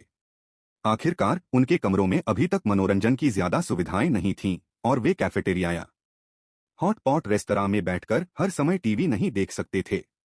किताबों की दुकान में उपलब्ध उपन्यास महंगे नहीं थे। कुछ पतले उपन्यासों की कीमत केवल 5 अंक थी, हालांकि कुछ महंगे उपन्यास भी थे जिनकी कीमत 100 अंक से अधिक थी। जल्द ही किताबों की दुकान से 100 किताबें बेचने का काम पूरा हो गया। डिंग! बधाई हो मेजबान, कार्य पूरा हो गया। पुरस्कार 8वीं मंजिल के सभी कमरे अनलॉक हो गए, 7वीं मंजिल के सभी कमरे एक बार अपग्रेड हो गए, सुपरमार्केट में सभी सामान अनलॉक हो गए, सौंदर्य और त्वचा देखभाल स्टोर अनलॉक हो गए, असीमित सौंदर्य और त्वचा देखभाल उत्पाद अनलॉक हो गए, स्कूल और एक शिक्षण भवन अनलॉक हो गया, स्कूल का खेल का मैदान अनलॉक हो गया। 8वीं मंजिल के सभी कमरे अब खुले थे और वे पारिवारिक कमरे थे। पहले से बंद 7वीं और 6ठी मंजिल पर डबल कमरे थे और अब वे पूरी तरह से भरे हुए थे। होटल की इमारत से कुछ ही दूरी पर एक स्कूल की इमारत चुपचाप दिखाई दी। होटल की तरह इसमें भी 10 मंजिलें थीं। अंदर कक्षाएं, कार्यालय, प्रयोगशालाएं आदि थीं। स्कूल भवन के सामने एक विशाल खेल का मैदान था। बेशक स्कूल के अंदर का सा और होटल से स्कूल तक का रास्ता लाशों, प्राकृतिक आपदाओं और अन्य खतरों से पूरी तरह सुरक्षित था। स्कूल ब्लैकबोर्ड, डेस्क, कुर्सियां, प्रोजेक्टर और विभिन्न प्रयोगशाला उपकरणों से सुसज्जित था। हालांकि गुवानियन का एक सवाल था, स्कूल की इमारत इतनी ऊंची है और उसमें इतनी सारी कक्षाएं हैं, लेकिन होटल में केवल 1 दर्जन बच्चे हैं जिन्हें अभी स्कूल जाना है। ये 1 दर्जन या उससे अधिक बच्चे प्राथमिक विद्यालय की आयु के थे, और यदि आप उन बच्चों को भी जोड़ लें जिन्हें मिडिल और हाई स्कूल में जाना है, तब भी उनकी संख्या इतनी अधिक नहीं होगी। सिस्टम ने कहा, भविष्य में होटल में और भी ज्यादा मेहमान आएंगे। अभी भी कई होटल की इमारतें ऐसी हैं जिनका ताला नहीं खुला है। और तो और, क्या होटल में काफी जोड़े और शादीशुदा लोग नहीं हैं? भविष्य में उनके बच्चे भी होंगे, गुवानियन समझ गया। तो अभी कई होटल की इमारतें बननी बाकी थीं। और ऐसा प्रतीत हुआ कि सिस्टम को काफी कुछ पता था। सुपरमार्केट में सभी उत्पादों के अनलॉक होने के बाद इसका पैमाना भी काफी बढ़ गया। यहाँ न सिर्फ तरह तरह के स्नैक्स मिलते थे, बल्कि सैनिटरी नैपकिन, टिश्यू, तौलिए, पेन, नोटबुक वगैरह की भी विस्तृत रेंज उपलब्ध थी। उत्पादों की रेंज काफी विस्तृत थी। ब्यूटी और स्किन केयर स्टोर जूतों की दुकान के ठीक बगल में था, जहां तरह तरह के कॉस्मेटिक्स और स्किन केयर उत्पाद मौजूद थे। बाई शुवेन इन विकल्पों को देखकर दंग रह गई। जहां तक कीमतों का सवाल है, वे गुणवत्ता के अनुसार निर्धारित की गई थीं। कुछ की कीमत सिर्फ 1 दर्जन अंक थी और कुछ की कीमत कई 100 अंक तक थी। जुआंग जियाओक्सिया भी बाई शुवेन के साथ दुकान में घूम रही थी। उसने कहा, पहले जब भी मैं तुम्हें टीवी पर देखती थी तो तुम्हारा मेकअप देखकर दंग रह जाती थी। मैं भी तुम्हारे जैसा मेकअप करना चाहती थी, लेकिन मैं इतनी अनाड़ी हूं कि हर बार कोशिश करने पर भूत जैसी दिखने लगती थी। हे, मेरा मेकअप हमेशा से ही बहुत अच्छा रहा है ना? मैं आपको बता दूं, हालांकि मेरे पास एक पेशेवर मेकअप आर्टिस्ट है, फिर भी मैं अपने सारे लुक खुद ही डिजाइन करती हूं। क्या आप चाहेंगी कि मैं आपको मेकअप करना सिखाऊं? जी कहिए, अब जबकि स्कूल खुल गया है, शिक्षकों की भर्ती का समय आ गया है। गुवानियन ने गणना की, लगभग 1 दर्जन बच्चे ऐसे थे जिन्हें प्राथमिक स्कूल पाठ्यक्रम की आवश्यकता थी, 3 जूनियर हाई स्कूल के लिए, 5 सीनियर हाई स्कूल के लिए, तथा अभी तक कोई भी विश्वविद्यालय के लिए नहीं था। इसका मतलब यह था कि उन्हें प्राथमिक, जूनियर हाई और सीनियर हाई के लिए शिक्षकों की आवश्यकता थी, तथा विभिन्न विषयों को देखते हुए प्रत्येक स्तर के लिए कई शिक्षकों की आवश्यकता थी। सिस्टम ने साक्षात्कार के लिए स्कूल भवन में एक कमरा बनाया। अंदर एक बड़ी स्क्रीन लगी थी। आवेदन करने वाले मेहमान एक एक करके अंदर आते, पहले अपना परिचय देते, फिर स्क्रीन पर दिखाई देने वाले सवालों के जवाब देते और अंत में एक नकली पाठ पढ़ाते। यह प्रणाली यह तय करेगी कि क्या व्यक्ति स्कूल शिक्षक बनने के लिए उपयुक्त है, और यदि हाँ, तो किस कक्षा और विषय के लिए। जब उन्हें पता चला कि वे स्कूल में शिक्षण पद के लिए आवेदन कर सकते हैं और उन्हें वेतन भी मिलेगा, तो कई अतिथि प्रयास करने के लिए उत्सुक हो गए। आखिरकार 500 अंकों के मूल वेतन के अलावा बोनस भी मिलेगा। बोनस से उन्हें मेहनती और जिम्मेदार बनने के लिए प्रोत्साहन मिलेगा, तथा विद्यार्थियों को पढ़ाने में ढिलाई न बरतने के लिए प्रोत्साहित किया जाएगा। सबसे पहले आवेदन करने वाले फू सिशु थे। दरअसल जब फू सिहेंग चला गया तो उसने उसे रुकने के लिए मनाने की पूरी कोशिश की थी, लेकिन यह बेकार था। फू सिहेंग जाने के लिए दृढ़ था और वह उसे रोक नहीं सका। जहां तक उसकी बात है, हालांकि उसकी सेहत में काफी सुधार हो गया था, लेकिन उसके पास कोई अलौकिक क्षमता नहीं थी। अगर वह फू सिहेंग के साथ चला जाता तो वह अपनी रक्षा नहीं कर पाता और फू सिहेंग के लिए बोझ बन जाता। इसलिए वह अकेला ही पीछे रह गया। हालांकि होटल में उसके कई दोस्त बन गए थे, लेकिन परिवार के न होने के कारण उसे कभी कभी अकेलापन महसूस होता था। अब जबकि होटल ने एक स्कूल खोल दिया था, तो स्वाभाविक रूप से वह एक शिक्षक के पद के लिए आवेदन करना चाहता था। आखिरकार प्रलय से पहले वह शिक्षा के प्रति बहुत समर्पित था। इसके अलावा एक बार शिक्षक बनने के बाद उसका पूरा ध्यान अपने छात्रों पर होगा और उसे अन्य चीजों के बारे में सोचने का समय नहीं मिलेगा। फू सिशु का आवेदन सफल रहा। सिस्टम ने निर्धारित किया कि वह हाई स्कूल में गणित पढ़ा सकते हैं। उनके बाद कई और मेहमानों ने आवेदन किया, जिनमें से कुछ का आवेदन आसानी से पास हो गया, जबकि अन्य को अस्वीकार कर दिया गया। सभी आवेदकों का साक्षात्कार लेने के बाद जूनियर और सीनियर हाई स्कूल में अभी भी कुछ ऐसे विषय थे जिन्हें पढ़ाने के लिए कोई भी योग्य नहीं था। इन विषयों को तब तक स्थगित रखना होगा जब तक कि उन्हें पढ़ाने में सक्षम अतिथि न आ जाएं। कल प्राथमिक विद्यालय का पहला दिन होगा। कोला और हैमबर्गर भी स्वाभाविक रूप से स्कूल जा रहे होंगे। उन्हें प्री स्कूल से शुरुआत करनी चाहिए थी, लेकिन उस समय की व्यवस्था में किंडरगार्टन या प्रीस्कूल जैसी कोई अवधारणा ही नहीं थी, इसलिए वे केवल प्राथमिक विद्यालय से ही शुरुआत कर सकते थे। लेकिन चूंकि प्राथमिक विद्यालय के शिक्षक व्यवस्था के साक्षात्कार में पास हो गए थे, इसलिए उन्हें निश्चित रूप से पढ़ाना आता था। अब उन दोनों के नाम तो अच्छे थे, लेकिन गुवानियन अभी भी उन्हें उनके उपनामों से पुकारता था। हालांकि उसने उन्हें पहले ही अपने औपचारिक नाम लिखना सिखा दिया था और उन्हें निर्देश दिया था कि दूसरों से परिचय कराते समय वे यूं ही यह नहीं कह सकते कि उन्हें कोला और हैमबर्गर कहते हैं। उन्हें अपने औपचारिक नामों का ही इस्तेमाल करना होगा। कोला और हैमबर्गर दोनों ने संकेत दिया कि वे समझ गए हैं। गुवानियन ने उनमें से प्रत्येक के लिए कपड़ों का एक नया सेट भी चुना था। वर्तमान में स्कूल में यूनिफॉर्म उपलब्ध नहीं थी। शिक्षकों ने इस पर चर्चा की और निर्णय लिया कि जब अधिक छात्र हो जाएंगे तो वे कपड़ों की दुकान पर जाकर ऐसे कपड़े चुनेंगे जो कीमत और शैली दोनों के आप से यूनिफॉर्म के लिए उपयुक्त हो। शाम को गुवानियन ने उन्हें थोड़ी देर के लिए कार्टून देखने दिया, फिर उन्हें जल्दी बिस्तर पर ले गया। आखिरकार कल स्कूल के अपने पहले दिन के लिए उन्हें अच्छी तरह से आराम करने की जरूरत थी। सुबह नाश्ते के बाद गुवानियन कोला और हैमबर्गर लेकर स्कूल भवन में गई। कोला और हैमबर्गर पहले कभी स्कूल नहीं गए थे, इसलिए वे बहुत उत्साहित थे। वे सबसे पहले पहली मंजिल पर स्थित एक प्राथमिक विद्यालय की कक्षा में पहुंचे। कक्षा के दरवाजे पर लिखा था, प्राथमिक विद्यालय कक्षा 1, कक्षा 1। वास्तव में यह वर्तमान में एकमात्र प्राथमिक विद्यालय कक्षा थी। अंग्रेजी शिक्षक और होमरूम शिक्षक के रूप में डू मेई पहले ही कक्षा में जल्दी आ गए थे। प्रत्येक शिक्षक का मूल्यांकन करने के बाद होमरूम शिक्षक का भी चयन प्रणाली द्वारा किया गया। जब डू मेई ने गुवानियन को देखा तो उसने तुरंत मुस्कुराते हुए उसका अभिवादन किया। गुड मॉर्निंग बॉस गु। गुड मॉर्निंग, गुवानियन मुस्कुराया। मैं गुजिक्सियन और गुजिक्सू को स्कूल छोड़ने जा रहा हूँ। डू मेई लंबे समय से होटल में रह रही थी और स्वाभाविक रूप से जानती थी कि कोला और हैमबर्गर गुवानियन के छोटे भाई और बहन थे। ठीक है, डू मेई ने सिर हिलाया। मैं यहीं उनका रजिस्ट्रेशन कर दूंगी। मुझे लगता है कि उन्हें पहले अपने कार्ड स्वाइप करने के लिए शैक्षणिक मामलों के कार्यालय जाने की जरूरत नहीं है ना?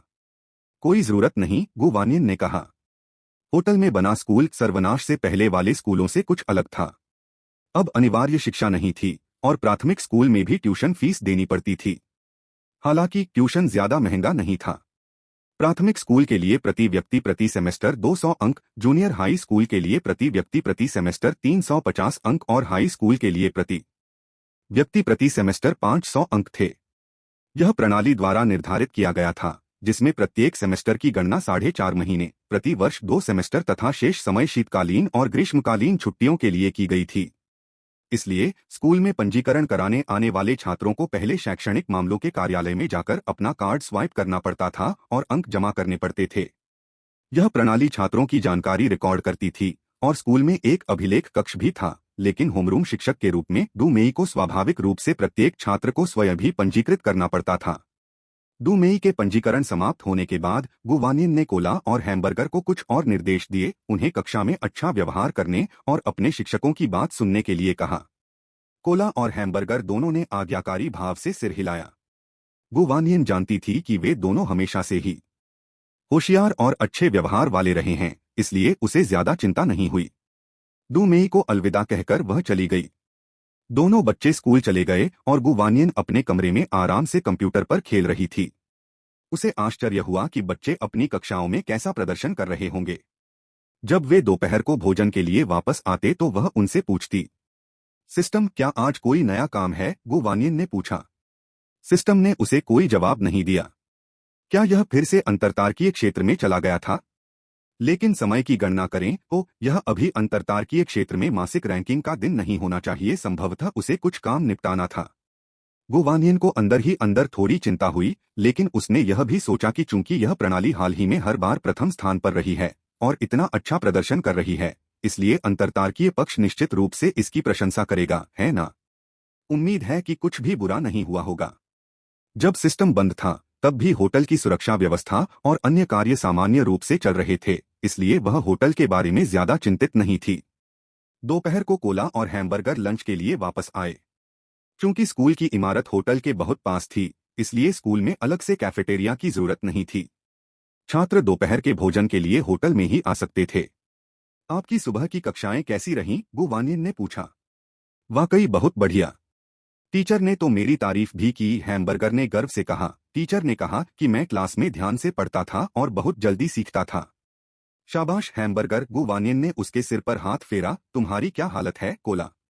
मैं भी कक्षा में बहुत ध्यान देती थी, कोला ने तुरंत कहा। मैं बस अपनी बहन जितनी तेजी से नहीं सीख पाती थी।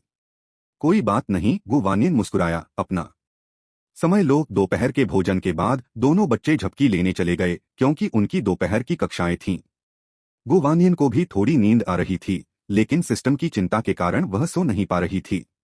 वह पूरी सुबह गायब रहा और अभी तक वापस नहीं आया। जब तक बच्चे अपनी झपकी से जागकर स्कूल के लिए नहीं निकल गए, तब तक गुवानियन को सिस्टम की कमजोर आवाज सुनाई नहीं दी। होस्ट, मैं वापस आ गया हूँ। तुम आखिरकार वापस आ ही गए। गुवानियन ने राहत की सांस ली। क्या तुम फिर से अंतरतारकीय दुनिया में वापस चले गए? क्या कुछ हुआ था?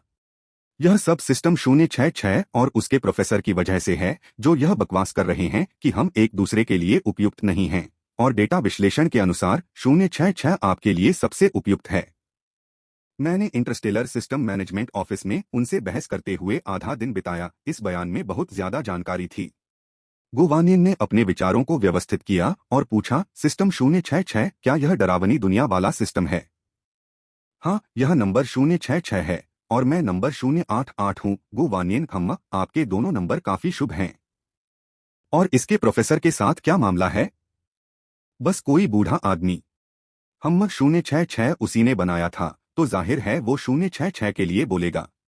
काश मेरे प्रोफेसर यहाँ होते तो उन्हें बोलने का मौका ही नहीं मिलता। तुम्हारा प्रोफेसर कहाँ गया? किसी दूसरे अंतरतारकीय क्षेत्र में कुछ गड़बड़ थी, वहाँ अराजकता थी, इसलिए वह व्यवस्था बनाए रखने गया था। सिस्टम ने गर्व से कहा, मेरा प्रोफेसर वाकई काबिल है। उसके होते हुए कोई मुझे धमकाने की हिम्मत नहीं कर सकता। लेकिन बदकिस्मती से मुझे नहीं पता कि वह कब वापस आएगा। एक अनजान प्रोफेसर की तुलना में गुवानियन को सिस्टम की ज्यादा चिंता थी। उसने भौहें चढ़ाकर पूछा, वे हमें अलग तो नहीं कर रहे हैं, है ना? मुझे किसी और सिस्टम से बांधने के लिए? मैं ऐसा नहीं चाहती। अगर हो सके तो क्या मैं एक बार इंटरस्टेलर मैनेजमेंट ऑफिस जा सकती हूँ? मैं अपना रुख साफ करना चाहती हूँ। मेजबान, आप बहुत दयालु हैं, लेकिन अभी इसकी कोई जरूरत नहीं है। मैं बड़ी मुश्किल से बहस जीत पाया हूँ, इसलिए हमें अलग होने की जरूरत नहीं है। गुवानियन का माथा आखिरकार ढीला पड़ गया। यह अच्छी बात है, लेकिन कोशिश तो हमेशा तुम ही करते हो और मैं इसमें कुछ नहीं कर सकती। मुझे इस बात से थोड़ी बेचैनी हो रही है। कोई बात नहीं मेजबान, जब तक हम ढेर सारे अंक अर्जित करते रहेंगे और हमेशा प्रथम स्थान पर रहेंगे, मैं देखना चाहूंगा कि वे क्या कहेंगे। ओह, वैसे अगर आप लगातार 20 बार प्रथम स्थान पर रहे, तो आप एक दिन के लिए अंतरतारकीय क्षेत्र की यात्रा कर सकते हैं।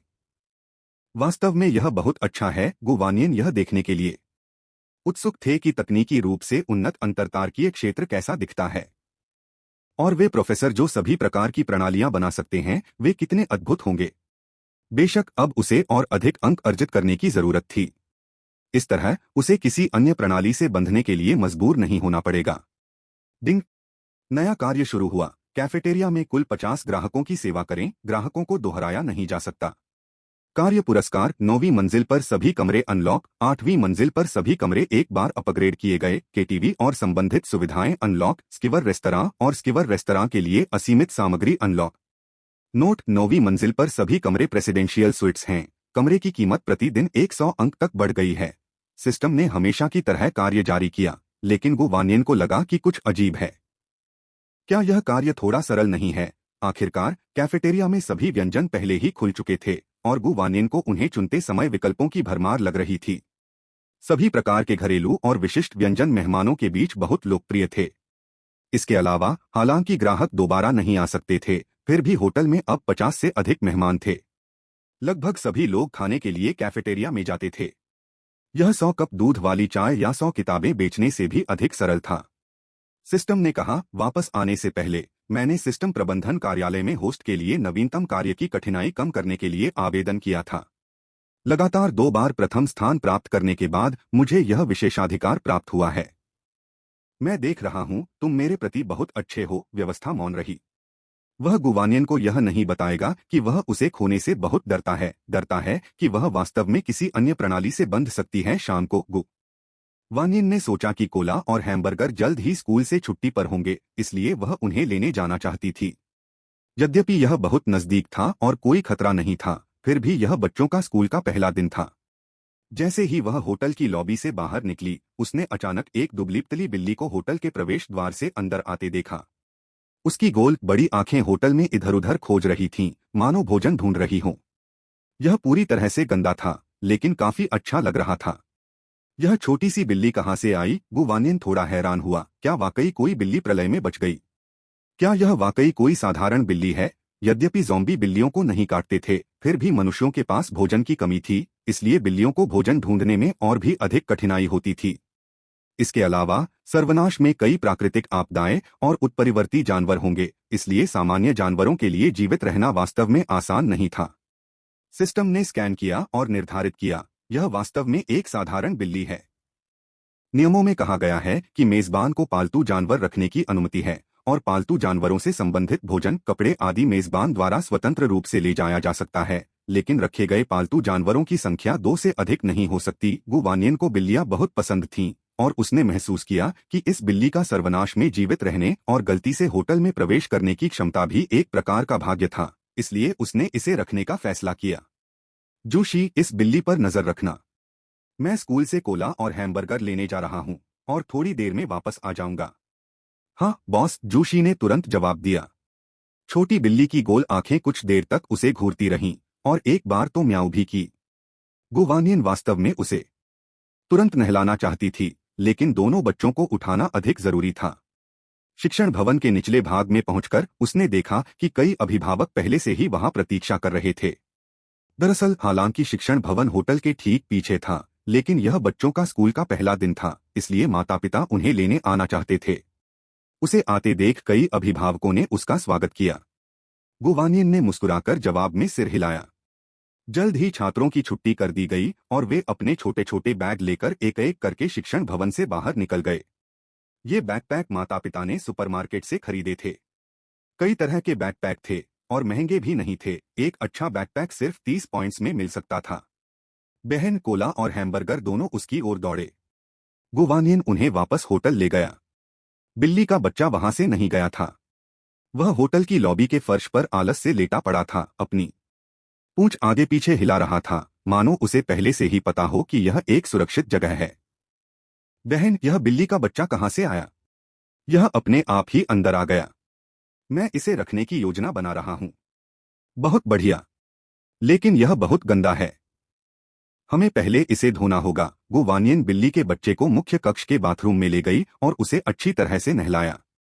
सारी गंदगी और मैल धोने के बाद बिल्ली के बच्चे ने अपना असली रूप दिखाया। वह एक शुद्ध नस्ल का था, बड़ी नारंगी बिल्ली। गुवानियन जानती थी कि नारंगी बिल्लियां मजबूत होती हैं, लेकिन उसने यह उम्मीद नहीं की थी कि यह बिल्ली इतनी लचीली होगी, जो सर्वनाशकारी दुनिया में अब तक जीवित रह रही है। अपने फर को सुखाने के बाद बड़ी नारंगी बिल्ली जमीन पर निढाल होकर लेट गई। ऐसा लग रहा था कि वह इतनी कमजोर है कि म्याऊं भी नहीं कर पा रही है। बहन, यह भूखा होगा, कोला ने कहा। हाँ, मैं जाकर देखूंगा कि उसके खाने के लिए क्या मिल सकता है। होटल में अभी तक कोई पालतू जानवरों की आपूर्ति की दुकान नहीं थी और सुपरमार्केट में बिल्ली का भोजन उपलब्ध नहीं था, इसलिए गुवानियन केवल कैफेटेरिया में जाकर देख सकता था कि क्या वहां उसके खाने के लिए कुछ उपयुक्त है। गुवानियन को याद आया कि आमतौर पर बिल्लियों को मानव भोजन नहीं खिलाना चाहिए, विशेष रूप से ऐसे व्यंजन जो बहुत अधिक तेलयुक्त या नमकीन हो। हालांकि यह बिल्ली प्रलय के बाद की दुनिया में लगभग 2 साल तक जीवित रहने में कामयाब रही, जो उसके बेहद मजबूत शरीर का संकेत था। अभी सबसे जरूरी काम उसका पेट भरना था।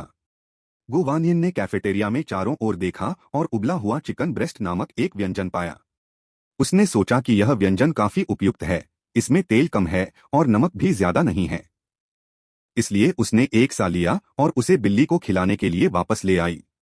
सचमुच जैसे ही बिल्ली ने खाना देखा, उसकी गोल आंखें चमक उठीं। वह तुरंत खाने पर झपटी और उसे बड़े चाव से खाने लगी। छोटी बिल्ली, और खा, अब तू बहुत दुबली हो गई है, हैमबर्गर ने बिल्ली की पीठ सहलाते हुए कहा। वैसे क्या हमें इसका कोई नाम नहीं रखना चाहिए? आप इसे हैमबर्गर कहते हैं, मैं इसे कोला कहता हूँ, तो चलिए इसे फ्राइज कहते हैं। मान गया। चिकन ब्रेस्ट का एक सा खत्म करने के बाद भी फ्राइज नाम की बिल्ली का पेट भरा हुआ नहीं लग रहा था।